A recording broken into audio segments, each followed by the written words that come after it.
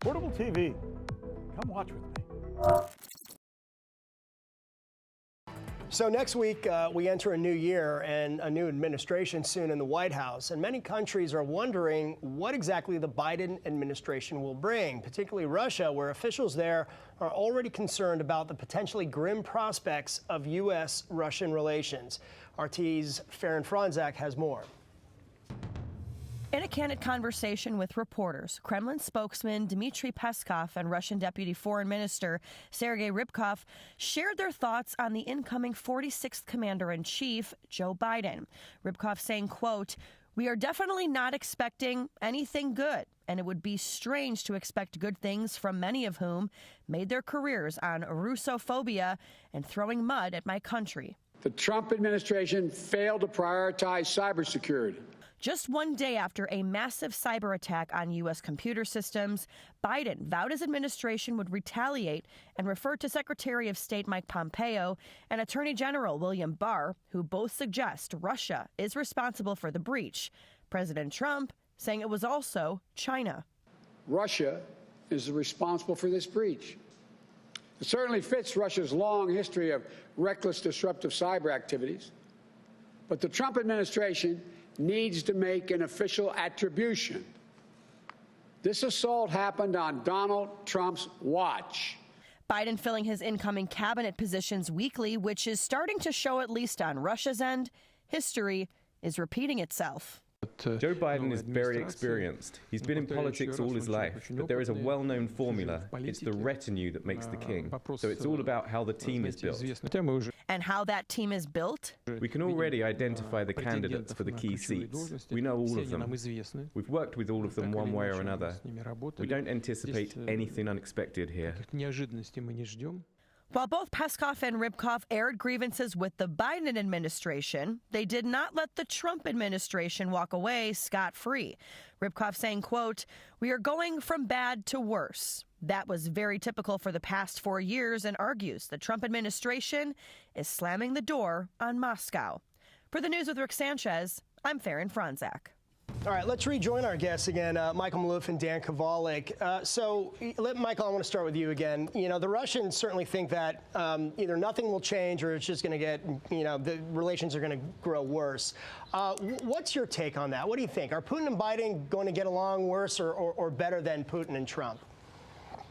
Well, I think the Russian assessment is absolutely correct. We're already seeing that in what Biden has said, immediately blaming Russia for this alleged cyber hack, in which we have not seen any evidence of it.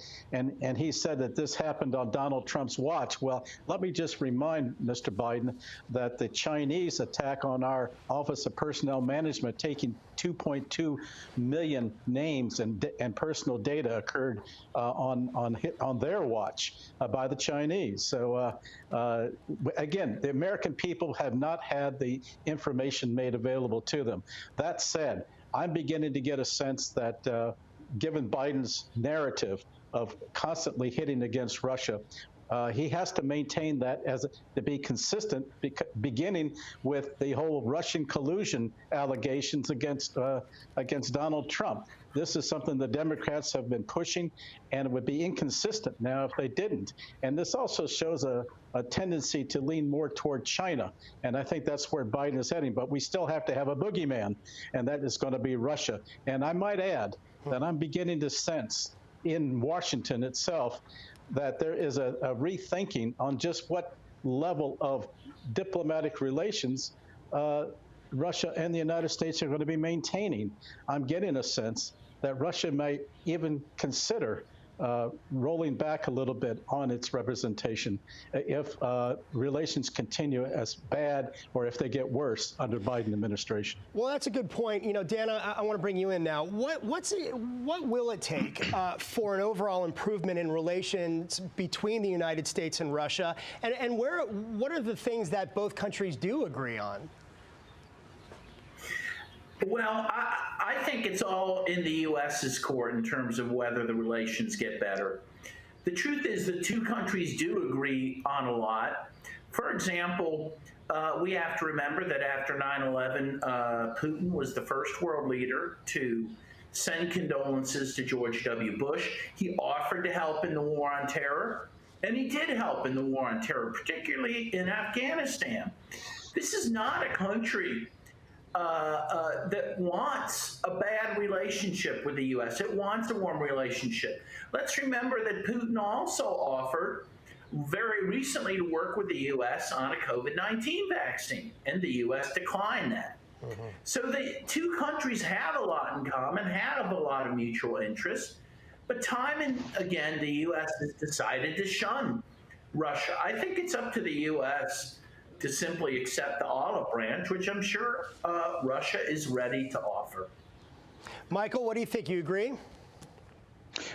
Yeah, I think it is going to be in the Biden administration's court. Putin has, first of all, we've got the New START treaty coming up for renewal in February of 2021. Biden has indicated a desire to extend that. But we've got to see if they're going to carry through. Secondly, there's the whole issue of U.S.-Russia relations in the Middle East, particularly in Syria. I have a sense that Biden is going to toughen his approach on Syria, and that's going to bang up against the interests of Russia. So, and we're also, and I think that given U.S. relationship with Turkey, there's going to be an interest here because they're going to try and drive a further wedge between Turkey and Russia. But as long as Turkey is now seeking to be more aggressive into the Caucasus and Central Asia, this could mean Biden may push, given his neocon support, to push more NATO interests against the Russian Federation. Yeah, a lot of moving parts there. We'll continue to talk about it. Michael Maloof, Dan Kovalik, again, guys, thanks so much for coming on. Be well and stay safe.